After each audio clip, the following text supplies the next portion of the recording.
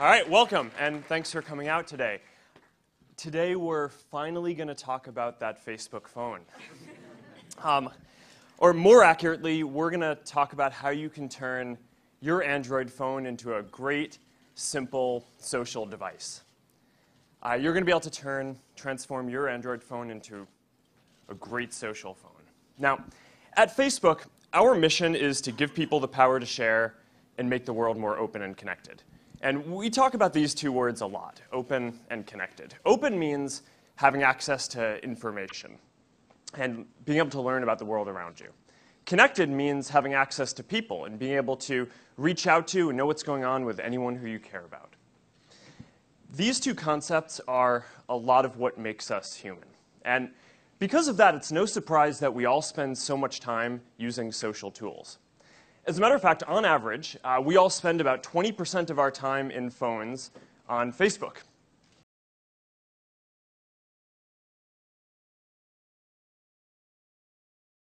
Apps, it's even more. So no other category of activity even comes close. We spend our lives sharing and connecting. So we asked ourselves, if we're all spending so much time on our phones interacting with people, then how can we make this easier? What would it look like if instead of our phones being designed around apps first and then just being able to have some interactions with people inside of those apps, if we flipped that around and made it so that our phones were designed around people first and then you could also interact with apps when you wanted to? What would it feel like if our phones were designed around people, not apps? Well, it would feel really different. Computers have been designed around apps and tasks for more than 30 years, with the modern UI dating back to Windows 1.0 in the early 80s. Computers used to be these expensive and clunky and not very fun to use devices. So you'd really only ever use one when you had a task that you wanted to perform. You'd open it up and you'd double click on the icon that you wanted to use, and you'd go in and perform your task and close it down, and that was basically your workflow. And now, fast forward 30 years later, and even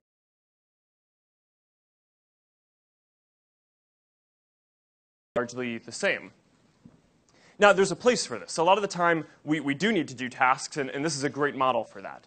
But now, there's a new use case that is becoming more and more important. We have our phones with us all the time, and more, we just want to know what's going on with the people around us.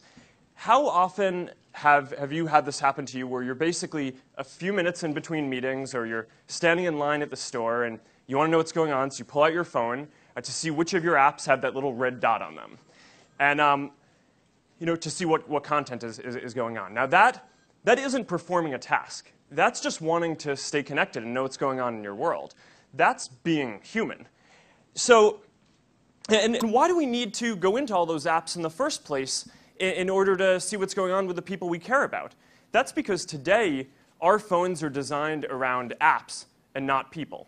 So we want to flip that around. We want to bring all this content to the front and make it so that you can also just go ahead and use whatever apps you need whenever you need them. Now, feed on Facebook, we all navigated through a homepage that was just a list of apps. So if you wanted to see Friends updates, you clicked on Friends. If you wanted to see photos, you clicked on Photos. If you wanted to see messages, you clicked on Messages. And then we got Newsfeed, and this changed the way that we interacted with all of these services. It made it so that instead of just being a list of apps, Home was now all of this fresh content. And it made Home feel like a home. It brought it to life. It gave it this soul. And we all realized that this was a much better way for us to consume content, and as a result, we all started consuming a lot more, about twice as much, nearly overnight. So now we want to bring this experience of having a home, of always knowing what's going on around you, right to your phone. And we want to deliver this experience to as many people as possible. So we don't want to build some kind of phone or operating system that only some people are going to be able to use. Right? A great phone might sell 10 or 20 million units at best. And our community has more than 1 billion people in it. So even if we did a really, really good job building a phone, we'd still only be serving 1 or 2% of the people in our community. And we want to do more than that.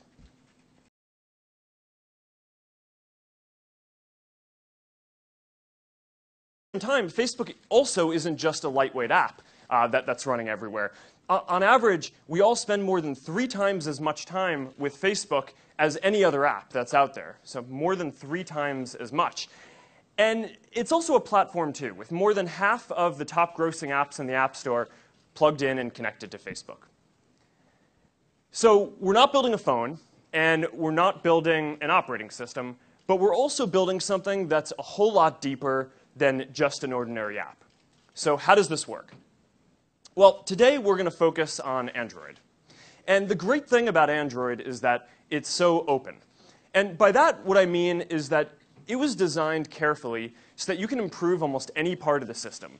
You can have apps that handle your SMSs, that can dial and receive phone calls for you, that can be your system camera, that can be your keyboard, or can even be the home screen of your phone. You don't need to fork Android to do this. You don't even need to modify the operating system, really. Android was designed from the ground up to support these kind of deep integrations. And because of Google's commitment to openness, you can have experiences on Android that you can't have on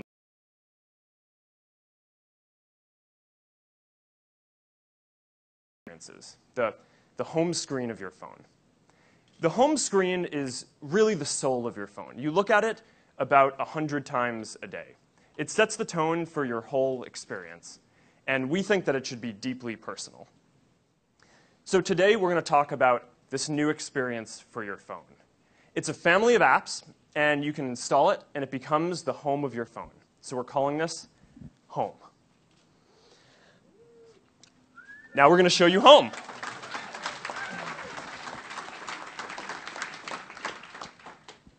This is an Android phone. You've installed Home on it, and when you turn it on, here's what you're going to see.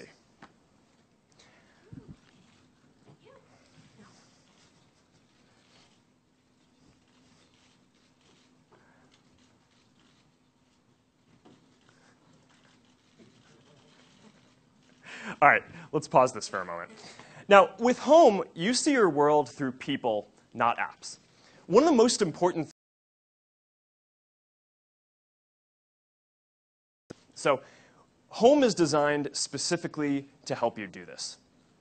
So let's say you're waiting in line at the grocery store, and you look down and you see these beautiful immersive updates of your friend finishing a bike race, or your family cooking a meal together, or news from your favorite sports team. You might have missed these otherwise if you had to go into an app to see them. But with Home, they're brought right in front of you.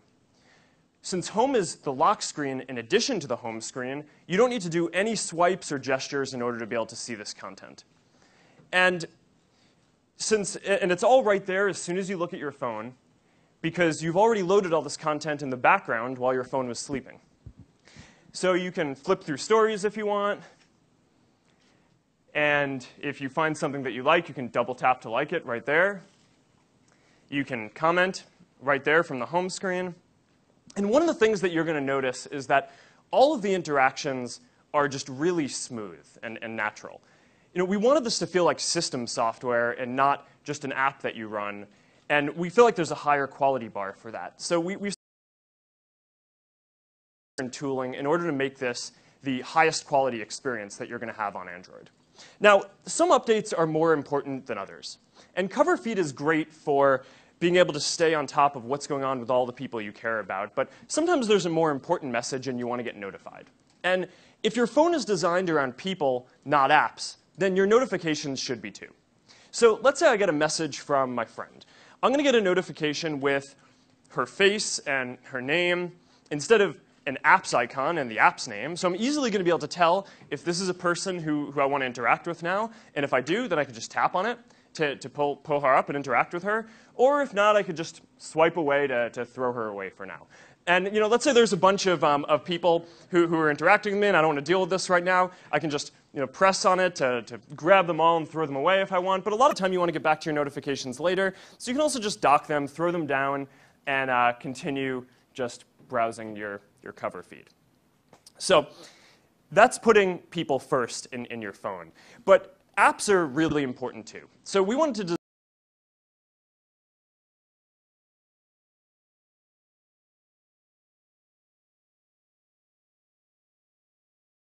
screen or lock screen.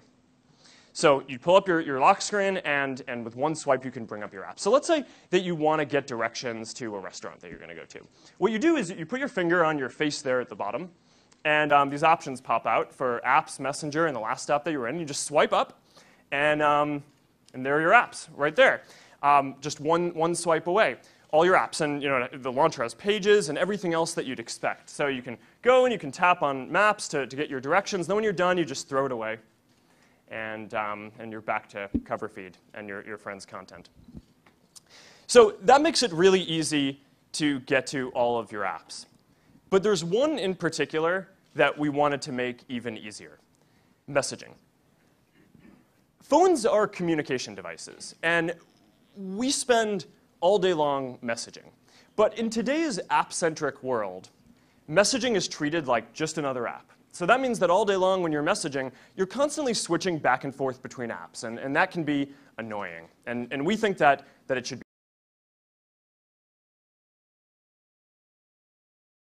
that we call chat heads. And the idea is really simple. So let's say a friend messages you. In this case, it's going to be Shrep. He'll pop up, and it's going well. And you can just tap on his face and bring up his conversation, without losing any context of what you're doing in the app behind. And this can stay there in any app that you're in. So let's say you're playing a game, and you want to tell your friend about it. Now that's easy. If you're looking at a photo and you want to reach out to someone immediately, now you can do that, no problem. Chat heads give you this immediate personal connection to the people you care about. So now let's say another message comes in. This time it's going to be from Cheryl. Now, you get two, and you can easily switch between them. You can close them, and they collapse into this nice little pile on the side of the screen, so they're not taking up much room. You can move them around to find the right place where you want them to be. That's a lot of fun. And then the most fun of all, when you're done with them, you just throw them away at the bottom. Bam. All right. Now, chat heads work with both your Facebook messages and your SMSs.